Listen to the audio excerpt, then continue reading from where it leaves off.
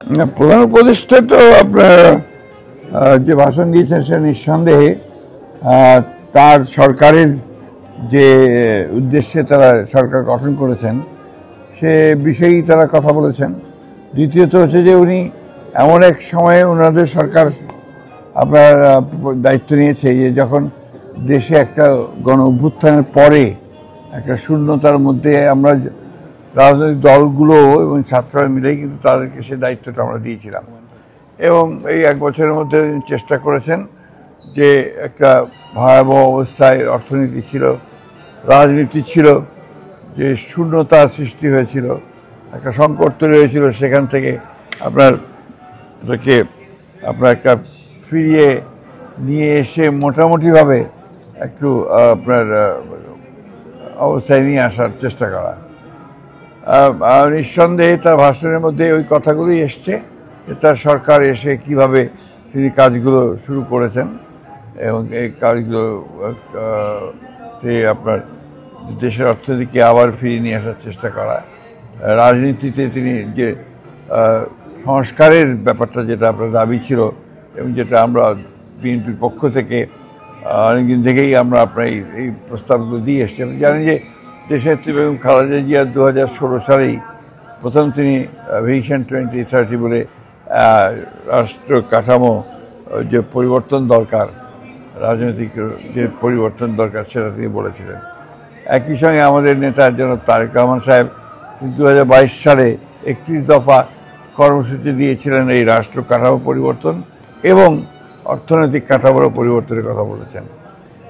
তো এগুলো আপনার আমরা উপলব্ধি করছিলাম যে আওয়ামী লীগ যে অবস্থায় দেশকে নিয়ে গিয়েছিল সেই অবস্থায় একটা মৌলিক পরিবর্তন ছাড়া, একদিকে আপনার রাষ্ট্রের কাঠামোর পরিবর্তন, অন্যদিকে অর্থনীতির পরিবর্তন ছাড়া এই রাষ্ট্রকে আবার টেনে তোলা খুব ডিফিকাল্ট হবে। সেই কাজটাই তারা শুরু করেছে, সেটাই তিনি আজকে জাতিসংঘে বিশ্ব যে আপনার সংস্থা আছে সেই সংস্থার সামনে তিনি কথাগুলো তুলে ধরেছেন। সেদিক থেকে আমরা অত্যন্ত খুশি এই জন্যে যে ফর দ্য ফার্স্ট টাইম তিনি বিরোধী রাজনৈতিক দলগুলোকে সরকারের কাজের সঙ্গে সম্পৃক্ত করে তিনি জাতিসংঘে নিয়ে এসেছিলেন এবং সেখানে তার যে মূল উদ্দেশ্যটা ছিল যে the unity of the nation, জাতির যে ঐক্য, এই ঐক্যটাকে প্রকাশ করা, যেটাতে আমি মনে করি ইটস এ ইউনিক আপনার একটা এফোর্ট এবং বাংলাদেশের প্রেক্ষিতে এটা খুবই প্রয়োজন, সেটা তিনি উদ্যোগ নিয়েছেন এবং আমরা সেই জন্যই তাকে সর্বাত্মক সহযোগিতা করেছি। আমাদের নেতা তারেক রহমান সাহেব সেই জন্যই এটাকে সমর্থন করেছেন। নির্বাচন নিয়ে তিনি একটি বাক্য বলেছেন যে শুধুমাত্র বলেছেন যে ফেব্রুয়ারিতে নির্বাচন হবে এবং এই জন্য নির্বাচনের প্রস্তুতি নিচ্ছে। তো আপনি কি মনে করেন যে নির্বাচন নিয়ে জাতিসংঘে বিশ্ব দরবারে প্রধান উপদেষ্টার বক্তব্য কি আরেকটু জোরালো হওয়া উচিত ছিল? যথেষ্ট জোরালো ছিল এবং গত কিছুদিন ধরে তিনি যে কথাগুলো বলে আসছেন এই ব্যাপারে আমাদের অন্তত কোনো সংশয় নেই। আমরা যারা রাজনৈতিক দলগুলো আছি আমাদের কোনো রকমের সংশয় নেই। উই আর কনভিন্সড যে আপনার 26 আপনার ফেব্রুয়ারিতে নির্বাচন হবে।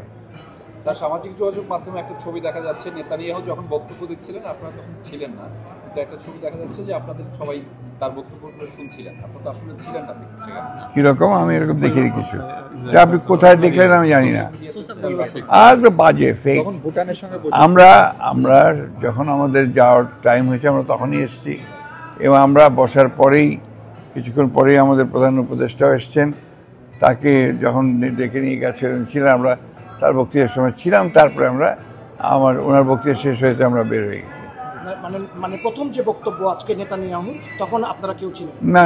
আমরা তো এসে পরে একটু। Thank you sir. স্যার, একটা কোয়েশ্চেন হচ্ছে যে জামায়াত ইসলামী দেখা যাচ্ছে যে পিআর নিয়ে আন্দোলন করছে এবং এই বিষয়ে আপনার পিআর বিষয়ে আপনাদের অবস্থানটা? আমরা খুব পরিষ্কার করে আমরা বলেছি যে আমরা নিম্ন কক্ষে পিআরের পক্ষে নই, আমরা উপরের দিকেও পিআরের পক্ষে কথা বলিনি, তবে সেগুলো আমরা পরে আলোচনার মাধ্যমে এই সমস্যাগুলো সমাধান করা যেতে পারে।